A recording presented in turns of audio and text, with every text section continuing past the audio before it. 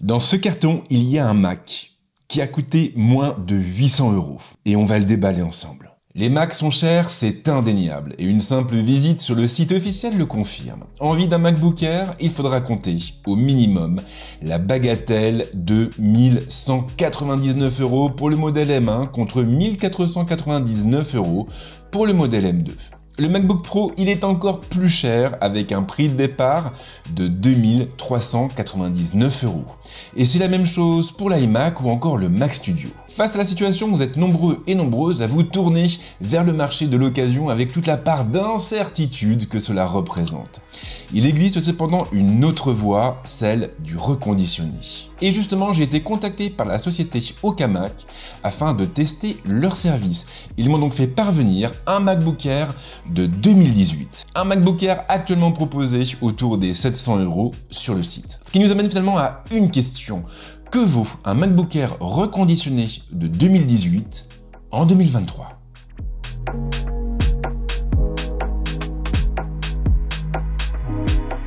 Toute expérience a un début et une fin, et en ce qui concerne celle-ci, tout commence avec le déballage. Le MacBook Air envoyé par Okamac m'a donc été envoyé dans une boîte en carton rigide, une boîte renforcée et fermée par des agrafes métalliques particulièrement solides.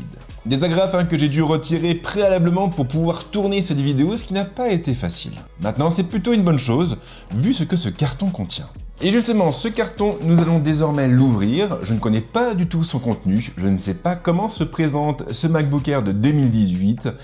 Et finalement, eh bien, je vais tout découvrir en même temps que vous. J'ouvre donc le carton. Et là, eh bien, on peut dire que c'est plutôt intéressant. C'est plutôt intéressant parce que déjà, je suis accueilli par une image qui a été réalisée par Okamac et qui met en avant bien sûr l'adresse du site. Plutôt sympa comme illustration, il faut d'ailleurs rappeler qu'Okamac, contrairement à beaucoup d'entreprises versant dans le reconditionnement, est basé en France. Et donc tous les produits qui sont reconditionnés par leur intermédiaire le sont en France. En outre, il faut noter qu'Okamac ne vend pas uniquement des produits par le biais de son site. En réalité, les Macs qui sont reconditionnés par les services de l'entreprise sont aussi vendus sur différentes marketplaces. Mais focalisons-nous plutôt sur le contenu de cette boîte. Donc, en dehors de cette charmante illustration, nous avons un petit guide, soit le bon manuel de prise en main de votre Mac. Dans ce manuel, eh bien, vous avez tout simplement Okamac qui vous recommande, ou du moins qui vous dispense, les étapes à suivre pour configurer votre Mac. Un guide qui est très visuel, qui est illustré et qui permet donc à n'importe qui de s'en sortir au premier démarrage avec son nouveau Mac. Ensuite, bien sûr, nous avons la facture qui sert de garantie. Il faut d'ailleurs noter que tous les produits vendus sur Okamac sont accompagnés d'une garantie de 12 mois.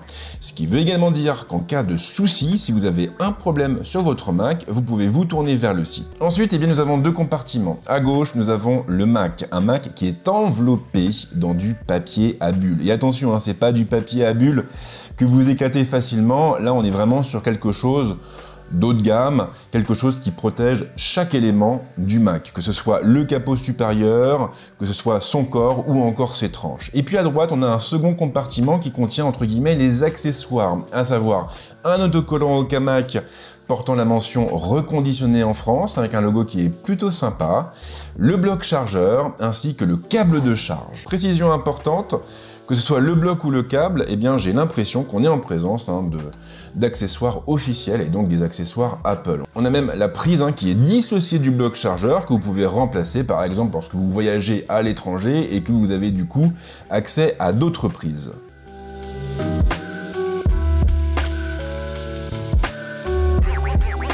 Mais ce qui compte vraiment, bien sûr, c'est le Mac. Et avant d'aller plus loin, il est important de revenir brièvement sur le système de grades appliqué par Okamac. L'entreprise a en effet défini 4 grades. Parfait, très bon état et état correct. En gros, et pour faire simple, un Mac reconditionné en parfait état présentera tout au plus quelques micro-rayures. En revanche, les traces d'usure seront plus marquées s'il se trouve en très bon état. L'écran sera en revanche intact. Les 2 grades suivants impliquent l'existence possible de rayures au niveau de la coque ou de l'écran et bien sûr de traces d'utilisation.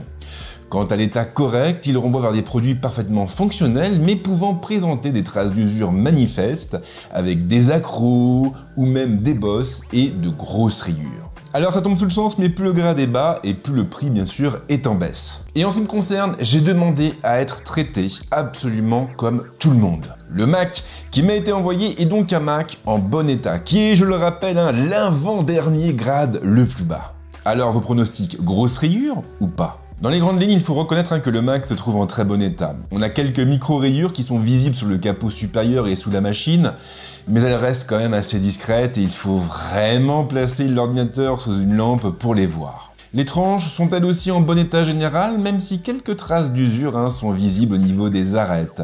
Cela dit, et encore une fois, elles ne choquent pas particulièrement. En ouvrant le capot, on tombe sur un papier cartonné nous demandant de choisir l'option français numérique au moment de choisir notre clavier. Par défaut, l'installeur nous renverra en effet vers le clavier américain, un clavier qui ne comprend pas les caractères français. Ce qui est assez logique car si j'en crois ce qu'il y a écrit sur les touches, ou du moins sur certaines touches, alors le clavier du MacBook Air qui m'a été fourni est d'origine américaine. Pas de traces d'usure particulière au niveau du clavier, même des touches ou encore du trackpad. En revanche, il y a les vestiges d'un frottement tout en bas, près du bord, et aussi au-dessus des touches de fonction. L'écran de son côté présente quelques micro-rayures, mais elles sont parfaitement invisibles lorsque l'écran est allumé. Il faut donc que l'écran soit complètement noir et surtout placé sous une lampe pour les voir. Alors dans l'ensemble, je suis plutôt satisfait, plutôt agréablement surpris de l'état général du Mac. Je m'attendais vraiment à ce qu'il y ait plus de traces d'usure. Là, on voit bien sûr qu'il a un petit peu vécu, qu'il est pas neuf, qu'il ne sort pas des usines d'Apple, mais clairement, on reste sur un Mac qui est en très bon état et qui reste joli à regarder. Un premier bilan qui est donc plutôt positif, et ce que je vais faire maintenant bien sûr, c'est tout simplement le configurer, installer mes applications et surtout l'utiliser. Et comme ça, moi je pourrais vous dire concrètement ce que vaut un MacBook Air de 2018 en 2023. A tout de suite, Fred du futur.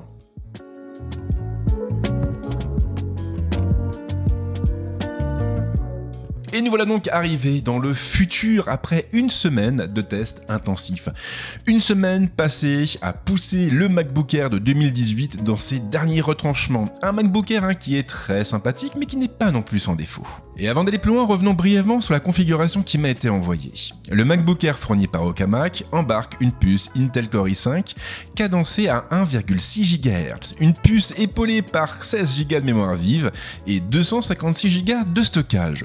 Une configuration assez solide sur le papier et qui est livrée nativement avec macOS Monterey, soit la version qui a précédé Ventura et Big Sur. Mais le premier problème rencontré, finalement, curieusement, n'avait absolument aucun rapport avec le système d'exploitation embarqué à bord du MacBook Air. En réalité, le premier problème que j'ai rencontré avait trait au clavier. J'en ai parlé au moment de l'inspection du Mac, mais la machine qui m'a été livrée est équipée d'un clavier modifié. Selon toute vraisemblance, il s'agissait à l'origine d'un clavier QWERTY qui a été remanié et modifié pour devenir un clavier AZERTY.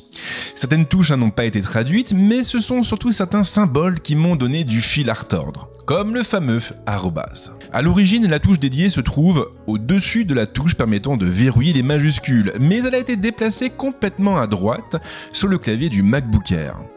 Cela étant, ce n'est pas le plus agaçant car appuyer sur la touche ne permet pas d'obtenir le symbole, il faut en plus maintenir enfoncée la touche Option. Ce qui peut être un petit peu galère quand vous devez vous identifier pour la première fois avec votre compte Apple. Maintenant, en dehors de ça, je n'ai constaté aucun problème, tant au niveau de la frappe qu'au niveau des autres caractères. Même chose pour le trackpad qui est toujours aussi agréable à utiliser en raison de ses dimensions généreuses. Mais qu'en est-il des usages? Alors, je vais être franc avec vous, j'ai vraiment fait beaucoup de choses avec ce petit MacBook Air. Et en réalité, j'ai même installé dessus tous les logiciels que j'utilise quotidiennement, comme Page, Number ou encore Notion, mais aussi Photoshop, Lightroom ou Apple Music. Et puis bien sûr, je n'y suis pas non plus allé avec le dos de la cuillère, je ne me suis jamais limité à une application à la fois, j'ai donc utilisé tous ces outils en lançant en même temps mon Safari et sa bonne vingtaine d'onglets, mon calendrier, le client de WhatsApp ou encore ma messagerie. Alors je m'attendais évidemment à des ralentissements, voire même à des plantages, mais finalement tout s'est plutôt bien passé. Le CPU est monté assez haut au niveau des usages, mais il s'en tenait le plus souvent autour des 70% en utilisation intensive. Même chose pour la mémoire vif qui plafonnait autour des 12 Go avec Photoshop et Lightroom d'ouvert. Qu'en est-il de l'autonomie? Eh bien, cette autonomie n'est pas vraiment mauvaise. Avec un usage de type bureautique et en jonglant avec pas mal d'applications, le MacBook Air fourni par Okamac a tenu en moyenne entre 7 et 8 heures.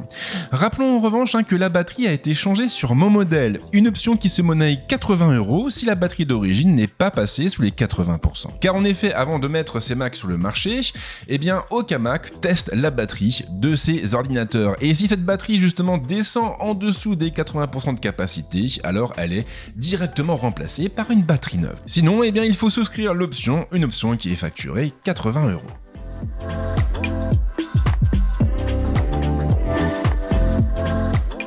Alors je le disais tout à l'heure, mais le MacBook Air qui m'a été envoyé par Okamac est livré avec une ancienne version de macOS, à savoir Monterey.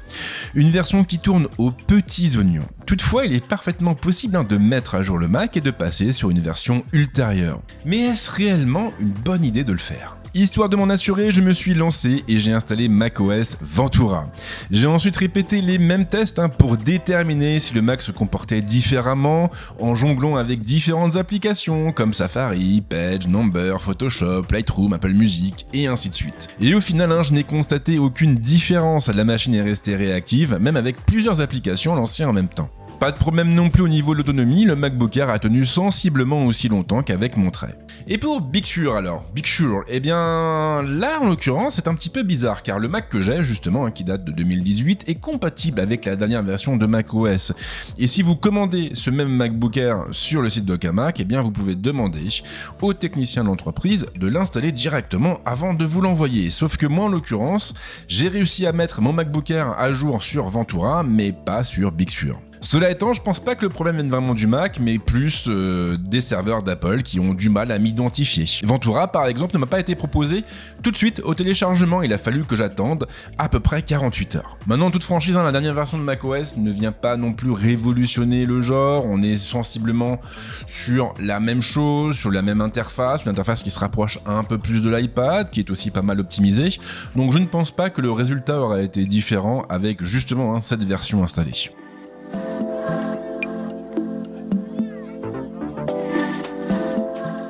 Et le moment est donc venu de conclure cette expérience, une expérience qui est globalement assez positive. En dépit de son grade assez bas, le Mac qui m'a été envoyé est franchement en bon état. Alors oui, vous avez quelques rayures, des rayures superficielles, quelques frottements, mais dans l'ensemble, on est quand même en présence d'une machine qui est plutôt jolie à regarder. Le fait d'avoir une batterie neuve est aussi une bonne chose, surtout qu'on parle quand même d'une machine qui est vraiment tournée vers les usages nomades, ce qui est un petit peu le propre de la gamme. Et le seul point qui finalement m'a posé problème, eh bien c'est le clavier.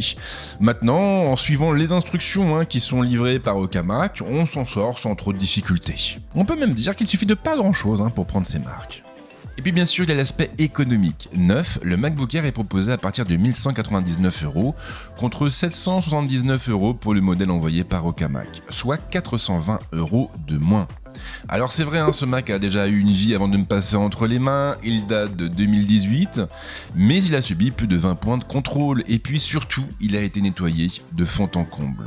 En prime, on a toujours cette garantie de 12 mois, ce qui est plutôt rare pour un produit reconditionné. Un produit qui a d'ailleurs été reconditionné en France. Alors tout ça c'est formidable, mais il reste une question à aborder. Que vaut un MacBook Air de 2018 en 2023? Eh bien en toute franchise, ça fait le taf à partir du moment où vous n'avez pas des besoins très spécifiques. Si vous ne faites pas de montage vidéo, de 3D, eh bien clairement on est sur une bécane qui peut parfaitement vous suffire. Que ce soit pour la bureautique, la consultation de site, la retouche photo ou même le développement, eh bien je pense vraiment que ce MacBook Air est capable de faire face à la plupart des tâches qu'on lui confie. Et puis c'est vraiment cool d'avoir accès aux dernières versions de macOS 5 ans plus tard. Maintenant, si vous avez un peu plus du budget ou si vous êtes prêt à économiser pendant quelques semaines, eh bien je vous recommande vraiment de vous tourner plutôt vers une machine équipée d'une puce Apple Silicon. Parce que le gap, il est vraiment important. En réalité, le rapport performance, consommation silence est bien meilleur que sur des puces Intel. Et comme le hasard fait bien les choses, eh bien sachez que vous avez justement quelques bécanes sous Apple M1 qui sont en vente actuellement chez Okamac. Et même une ou deux bécanes sous Apple Silicon M2. Merci en tout cas à vous de m'avoir suivi jusque là et merci à Okamac qui est partenaire de cette vidéo mais qui m'a laissé carte blanche pour parler du produit comme je le voulais. Et comme à chaque fois, si vous voulez soutenir mon travail, c'est pas compliqué, il suffit de liker la vidéo, de la partager, de vous abonner à la chaîne, mais si vous le faites, pensez quand même à activer la petite cloche. Et puis en ce qui me concerne, comme toujours, je vous souhaite de passer une bonne semaine ou un bon week-end suivant le moment où vous verrez cette vidéo. Et on se retrouve très vite avec d'autres contenus. Ciao.